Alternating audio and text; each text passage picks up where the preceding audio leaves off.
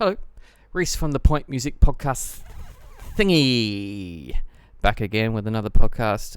This time around we have the amazing Lima Delta, singer-songwriter. She's got some full synthwave stuff happening with a new album coming out at the end of the year, but she's plugging her debut single, Ghosts. So we're talking about that and the interesting things that led up to that. In particular, her time as in the mines, of all things. Yeah. Really do hope you enjoy this one. It's a fun one. So check it out. Ladies and gentlemen and people of all sorts, this is Lima Delta. We are rolling. It's telling me it's rolling. Oh, good. I don't like... this stupid thing. All right, cool. Disregard all that shit. Lima Delta, a.k.a. Hello. Logan as well, but we'll go with Lima Delta. Yep. How are you on this? It's Monday. You got me podcasting on a Monday. I know. I'm so sorry. I don't do this. You're lucky I'm on holidays right now because normally it's a late night thing for me. So yeah, I'm chilled and relaxed. I got myself a bourbon. So let's chat about some shit. Yeah. Congrats on Ghosts. So, Thank you. as I mentioned in that little mini review, it was giving me shades of like Grimes in her good era. Yeah. I don't like Grimes these days because she's a little bit too far out there for me, but California. I mean, you have a baby with Elon and things change, right? It pretty much, yeah. I think Elon does that to people. I'm assuming he's a breeder, and that's all he does. Yeah. Yeah. But what I'm basically is the synthy art pop sort of stuff that you were doing, and synthy alt pop, which it always tickles a little sort of thing up in here for me. So, well done on that, and I do believe this is the first taste of a full album for you. Yeah, actually, most of the album's in the can already. Woo! Yeah, and so I thought, we should actually start releasing singles. So at first, it was like a project that I just really wanted to make exactly how I wanted it to sound. So it wasn't really something that I knew I was going to release or not. But then my producer, Wolf Peterson, he's a very old friend of mine, and we've worked on heaps of projects together. And he was like, Logan, if you're going to release anything, release this one. Mm-hmm. So yeah, we put it all together, but in typical me fashion, like the song's been done for a year. The film clip's been done since July. Yeah. So it feels old to you, though. It does, yeah. So I got a really good friend of mine, Jack Bratt from Mess to the Masses, to help me release it. Because I just said to him, like, enough's enough. I'm not going to get this done if I have to do it by myself. Can you hold my hand and help me? Well, so that's how it came to you all. I guess it gave sort of Jack a bit of a kick in the butt too, because he's been all over the place. So he's actually a former podcast guest, from 2 years ago, basically, before he went overseas and shit. But we're not going to talk about Jack today. We're going to talk about you. You were mentioning before, off air, that you've just been touring around with the Beach Boys band. So I have a million day jobs. Like, I've just got my finger in heaps of little pies. Mm-hmm. Hence how I fell into underground mining, even though I tend to wear glitter every day. I tour in a Beach Boys band all around Australia and New Zealand. So I'm away at least 1 week of every month. Being a beach girl, which is so much fun. It's ridiculous. Kind of like the Wiggles for adults. Wow. So, okay. So it's a tribute band. Because, Yeah. I mean, I've seen the legit Beach Boys. Have you seen the legit Beach Boys before? No, I wish. That would have been amazing. Yeah, they play at Sandstone Point near Bribie there. I'm talking about that's a great venue. 8 years ago, I think it was, when I saw them. Yeah, so that was incredible. But so how'd you fall into that? The producer and guitarist in that band, Trav, he's one of my oldest friends. And he called me randomly when I was out in the mines one time. I'd just been dumped and was having a terrible swing, and he was like, hey, do you want to be in a Beach Boys band? And I was like, yes, absolutely. Right now in my life, I want to be in anything other than a truck every day. So yes, I will be your beach girl. Like, what do you need? And that was about 2 years ago. And at the time, I didn't have any creative things on my radar. I was just mining, just trying to get through the pandemic. Like, it's a wild few years for all of us. Yeah. So yeah, we started working on that. We played our first show, I think it was the end of 2022. In Launceston, and so we just tour around big theaters, and we actually played on the sunny coast a couple of months ago, so it's great, super fun. It's a great show. It's all these oldies and they come out and boogie, and it's just so wholesome. It's a very good way to pay your bills until they start dying off, but yeah. Then you'll have to find another tribute band to be a part of, or a younger generation of Beach Boy lovers, basically. Which there are some. Yeah. They're coming through. Yeah, sometimes we get like a bunch of musos that come because obviously the music's really cool. Yeah. And five-part harmony live is always a good thing, whether it's Beach Boys So or that would be some that other would be band. the thing for me that would really get me is the Yeah, harmonies. So yeah, just what they were capable of doing yeah. on par with, like, I'm a massive Beatles fan, so yeah, Same. I would put Yeah, them on par because of just particularly with Brian's songwriting and that sort of stuff and how incredible he yeah. was. Yeah. Anyway, we're here to talk about you. Don't worry about the fucking Beach Boys. So we'll back up because you just said you've Yeah, been working and driving a truck. Basically, you were working in the mines. Were you like a FIFO? Was that what you were doing? yeah, yeah. Yeah, so I did Oof. it for about 3 years. My first mine was an underground lead mine. So I started off the year 2020, like acting, music, horses, all these like jobs that I love doing. And I've spent a long time And then swear. cultivating as a Pew! career. Yeah. And I fall back if I need another day job. I'm a whole food chef as like my backup. And All there was right. just none of my industries existed. And I Yeah. had my life partner at the time was a large chocolate brown horse. And funnily enough, when your life partner's a horse, you're the breadwinner no matter what. So the pandemic hit and I had a panic and was like, what am I going to do? And my sister-in-law has been in the mines forever. And she said, they'll take you. You're a girl. You've got heaps of like farm experience. You can operate things. You can work in bad situations. You'll get the work done no matter what. They'll take you. Mm. So I just kept applying obnoxiously to all of these mines with absolutely no, experience or anything like that. And eventually someone took me on. And I started my career in an underground lead mine, which was just not ideal for my personality. But we made it work and I learned a lot. And, I Mm. transferred to a gold mine after that, which is a lot better Yeah, for that me. I've Better heard that's fit. a better sort of industry to be in. Is that one there? Yeah. Yeah. Yeah. The lead dirt really does stick to you. Like you come out of the hole some nights and you're literally black and all you can see is like your eyes and your teeth. So you basically having a Zoolander moment. Literally, but way worse than Zoolander because I'm talking black, like jet black. You can't see anything at all. Yeah. And the only bit of skin you can see is when you start to peel off your insane PPE and all your high vis. Mm. And then it's like the weirdest shower ever because it looks like you're wearing a flesh colored suit and everything else is black. Black. Like, Wow. yeah. Yeah. Yeah. Super weird experience, but I like collecting skills and experiences. So getting to go drive like 60-ton trucks 2 kilometers underground, that was pretty cool. See, I've heard this because I've got a few friends that actually, and that they actually are women too, that they drive and Yeah. yeah, and they love what they do.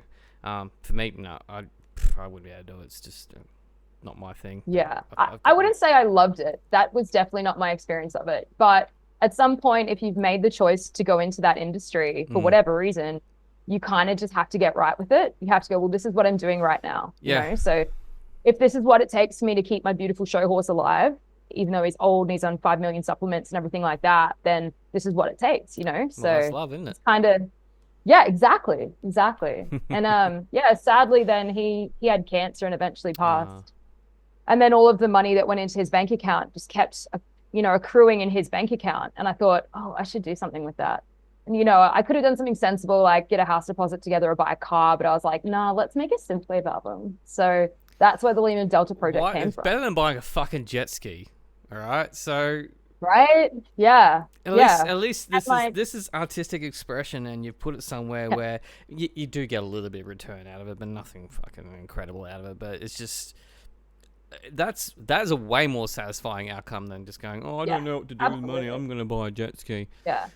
and then And also, some. I thought like after 3 years of working super hard, like we do 168-hour fortnights. Mm-hmm. It is beguiling the hours that we do and the fatigue that you experience. I just wanted to do something fun and silly that like filled up my soul again, because being in the mines can be really draining in a lot of ways. And Yeah. and it was really nice to just go be frivolous and stupid with some of my best friends in the studio. So So did yeah. you use any of the experiences from your time working in the mines there to help influence what you wrote for this album? Look, not particularly. There's one song that may end up on the album that is written about work kind of a little bit, but I wrote so much music, like literally underground. Because once you learn to drive your truck, like it's really scary at first. Mm. And then you learn how to do it and you can do it in your sleep, basically. And so I would like literally be scrawling lyrics on the walls and like working on harmonies. And I wrote so much music underground, which is the other reason that I sort of thought this mining money, I should do something like that sort of is a bit of a love letter to the time spent. So I would sing in my truck all day, every day. Like Well, it was crazy. Whenever I had a training serendipity day, I in a hated it. sense when you think about it. Yeah. It was meant to. It was all these things that lined up for you to do it. Because as I was And when mentioning, else are you ever going to have that amount of time too? Like, I'm a busy person. I never have free time. But yeah, if you're in a well, I truck know for that 12 hours a feeling. day, Yeah. you've got heaps of time to make things and rework things and perfect that chorus or, So, and I think too, because I didn't think I was going to release this project. I just wanted to make something like a love letter to my life and everything that came before. And so, like, mining for me was a real line in the sand. So I wanted to write something about everything that was before, because after that experience, I was forever changed. And Right. that's where the album came from. So, yeah. So Rue the Day is the title of it. Yeah. Yeah. I'm a theater nerd. So I studied acting at uni and I still work in acting, Mm-hmm. and I love Shakespeare, Mm-hmm. and it's a term from Shakespeare, Yeah. obviously, as in like to, you will regret this or I did regret this or whatever. Mm-hmm. And I think, people that have stumbled around, the album is written about all kinds of things from, my 20s mainly. And like my 20s was a lost time for me. I made a lot of mistakes. I got lost a lot along the way. And so I think a lot of it for me is like, Rue the Day kind of sums up a little bit like, oh, whatever, you know, Rue the Day that I did this or didn't do this or whatever. It doesn't matter. It's happened. It's in the past now. Like it's done. So it's kind of where that name comes from. And I don't know why I chose that and why I've stuck with it. I've been advised not to, but I'm like, nah, whatever. Yeah. I mean, I think you could take it any kind of which way with that one, really. Yeah. This whole project for me has just been like, go with your gut. And if Yeah. it's, whether that works or not is another thing. But to be honest, I don't really care at this point. I just want to make music that like I love making, even if it's weird or other people don't See, really get where it's I coming love from. that.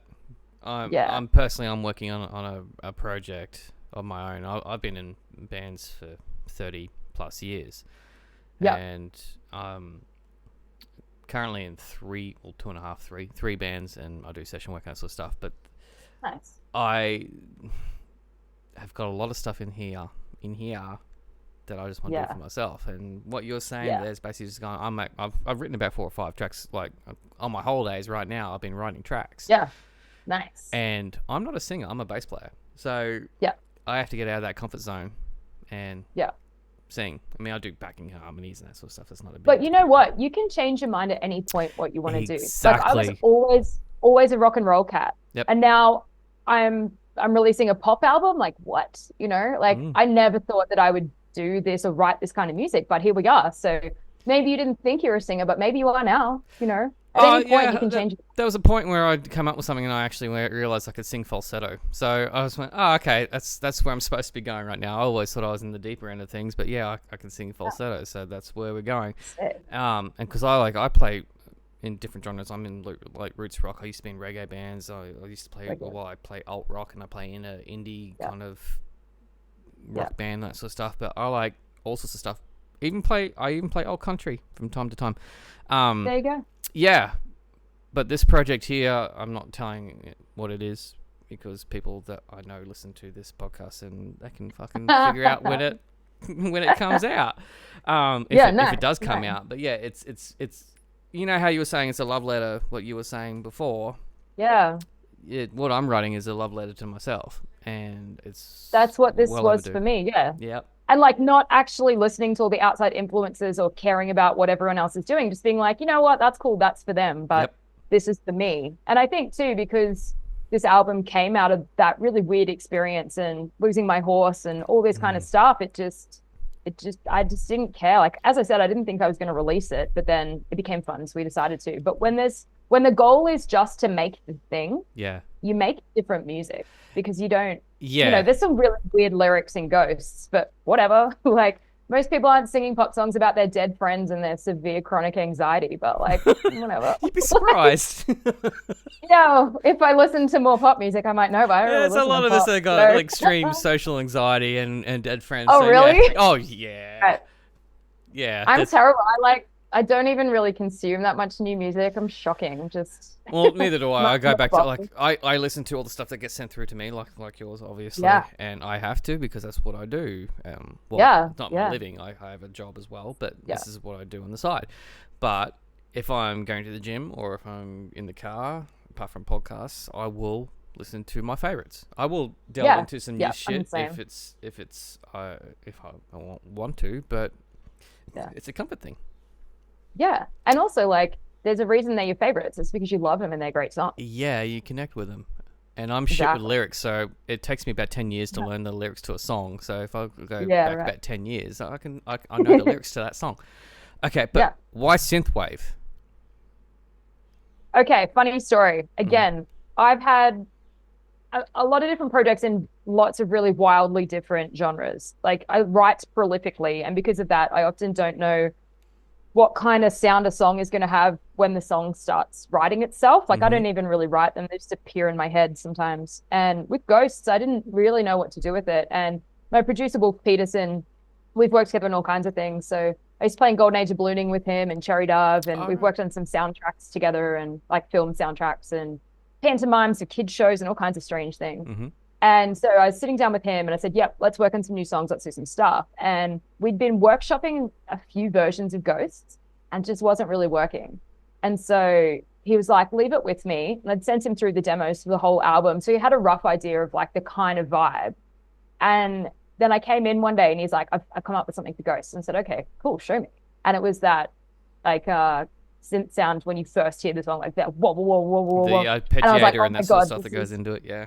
yeah. I was Yeah. like, this is so weird and I fucking love it. Like, let's go. And so then we kind of just put that treatment on a couple of other songs to see Mm-hmm. which ones would work. And that also meant that some songs that I thought would be on the album probably won't be now and vice versa. But then I just started writing like that as well. So I was still in the mines when we started working on this album.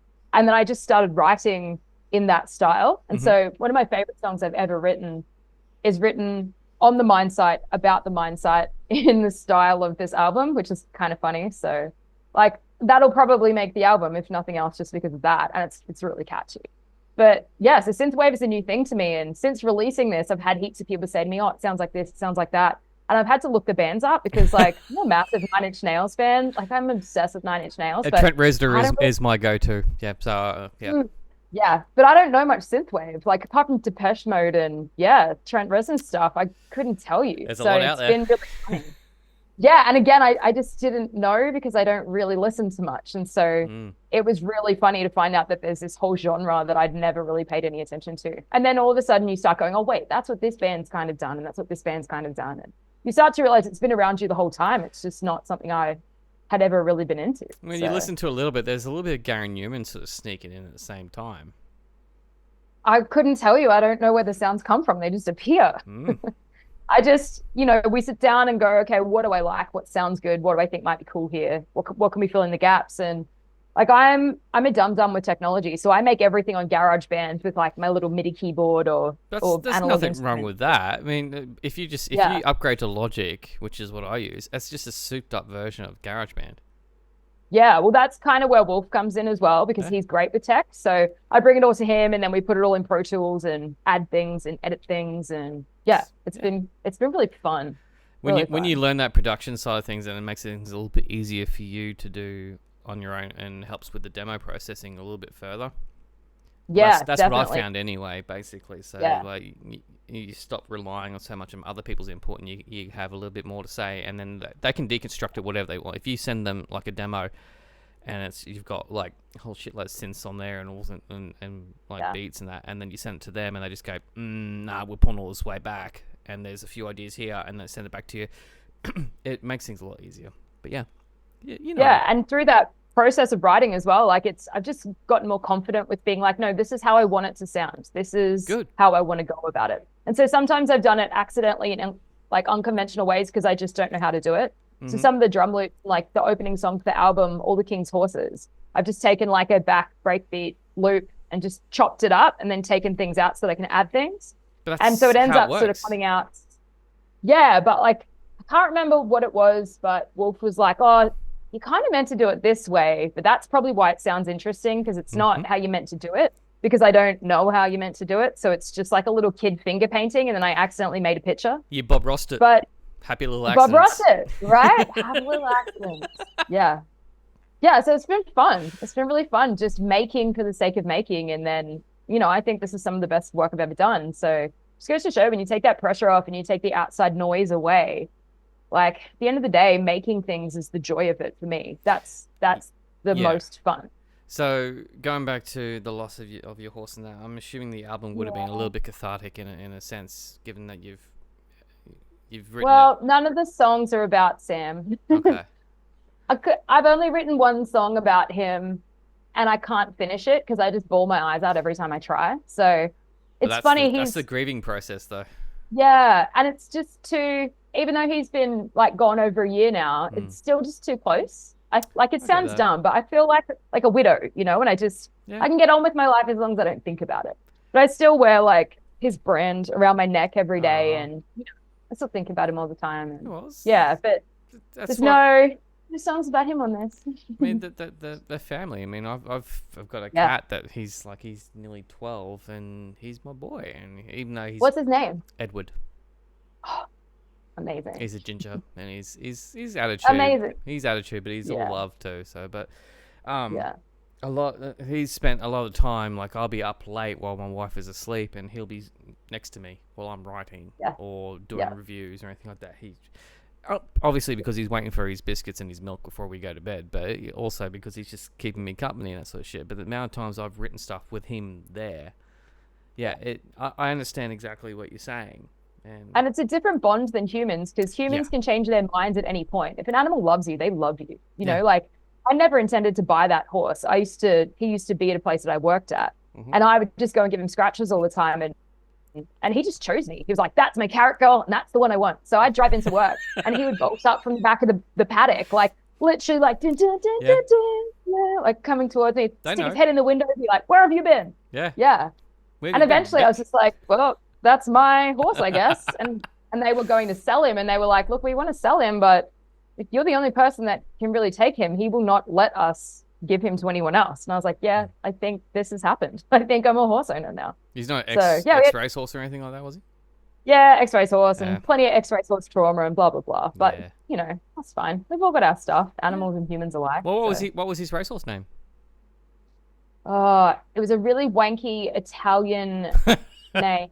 Yeah. Like Viv Siempre or something like that. That didn't really translate into English particularly well, but his show jumping name was Sam I Am.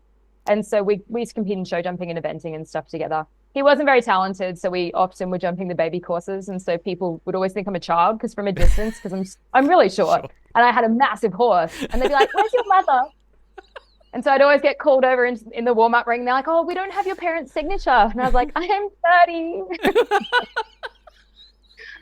Oh dear.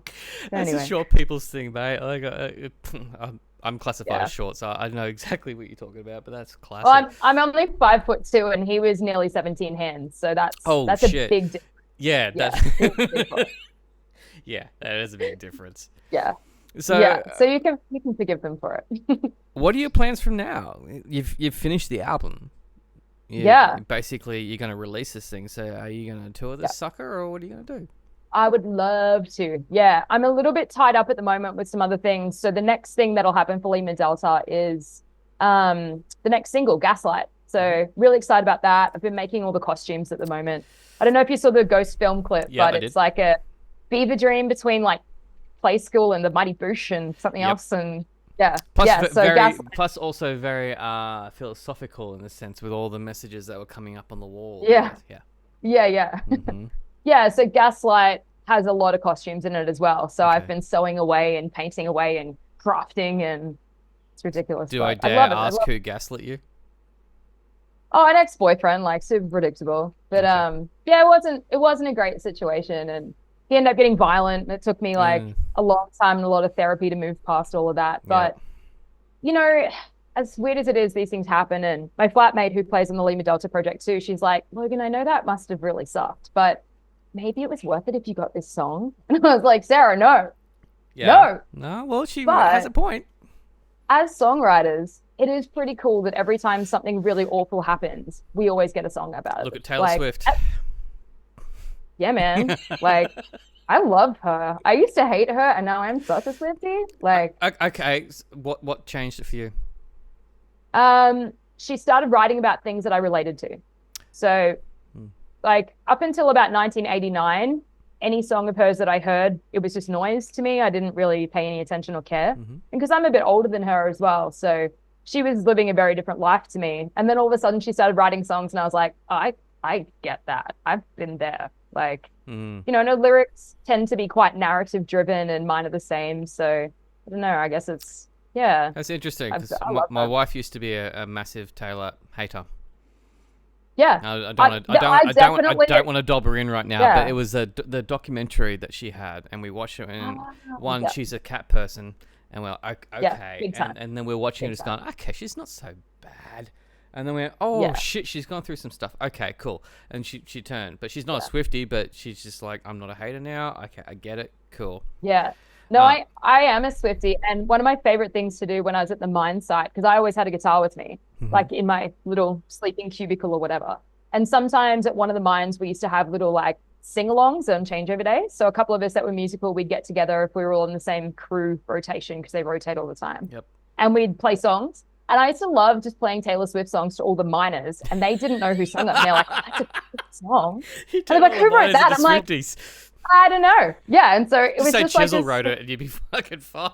This is the thing, like, and you know that they don't know anyway. I could make up a name. I'd be like, oh, Monopoly wrote it, and they'd be like, oh, love that band. Like, yeah. So such a nut Monopoly. I used to drop Taylor stuff all the time, like Invisible String and things off Folklore that have really beautiful finger picking, and the guy's like, oh, that's so nice. All right, I do want to bring up something. Yeah. I did a quick Google of Lima Delta before I had this in the podcast, and you know what the first thing comes up? What? No. Urban Dictionary comes up. Lima Delta. I think I know what you're going to say. Yeah. Limp dick, used in the military to describe a sorry person or a fuck up. And I swear. I think that's great. I think that's amazing. Interesting choice of name. Like, okay. I didn't know that when I decided to call it Lima Delta, but I think it's hilarious because my flatmate works in aviation and she's like, you cannot call the project that. I'm like, what? I am a bit of a fuck up, you know? Like, I've taken the long way around several times now, so I think it's great. Oh, bring it up. Lip dick. All right. I mean, there's worse things to have in life, right? Yeah. Especially as a woman.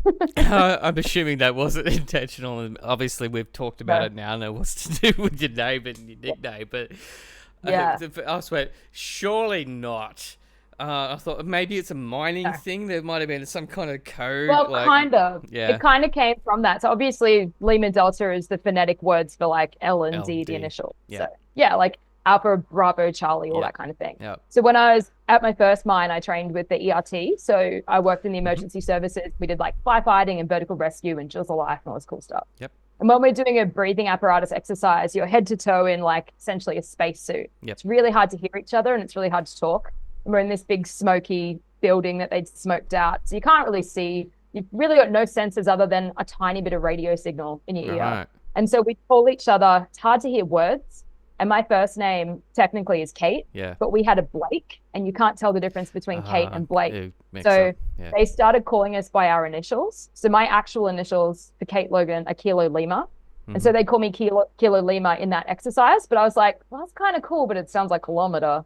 But my nickname and the name I've released a lot of music under, Logan Dove, Lima Delta, the initials of that. So that kind of sounded cooler. Or it sounded like just naff enough that I was like, synthwave Lima Delta. I don't know. It kind of feels like a TV show I might have watched as like a kid in the 80s or something, you know? It works. Yeah. Yeah, it's better than Limp So Dick. that's kind of where the name comes from. Yeah, definitely. Yeah. But I'm sure anyone who's worked in aviation will think that if they see Lima Delta. But that's okay. I think it's funny. Yeah, it made me sort of have a bit of a chuckle when I was doing it. All right. I probably should have Googled the name before I called my project that. Look, seriously, one of my bands is called Mules, and then seriously, if you Google Mules, the first things that come up, you don't really want to. Yeah. No, that's why I put 2 U's in the name, and if you put 2 U's in the name, it's fine. We come up. Yeah. Nice. Yuck. I'm going to end it on that. Rue the Day, when does that come out? Probably at the end of the year. So there's 4 singles that we want to release off it. Yep. And obviously 4 film clips. So that's a lot of costumes for me to make. That is a lot of costumes. Yeah. But Gaslight, the next single will be coming out when? April. So we don't have a date yet, but it'll be coming out in April. I'm sure I'll be seeing it. Jack will be all over it. Sending it to you. You're all over that. All right. Kate, Logan, Lima Delta. We'll leave it at that. Cool. Hang on the line It's there, been and a I'll have a pleasure. bit of a debrief with you. Sounds good. Yep, everyone else, this has been Lima Delta, Bye. and adios. Thank you, Lima Delta, Logan, Kate, whichever one of those you want to go by. Amazing chats, and you probably made me laugh the most out of podcast guests in a very long time, so appreciate that. Do check out Ghost. It is a great song. Does really give that Grimes kind of feeling, but without the Elon Muskness. Got more podcasts in the pipeline coming up, but yeah, for now, I'm going to love you and leave you. Thank you for supporting Australian music, local music, all sorts of music. You guys are legends. Bye.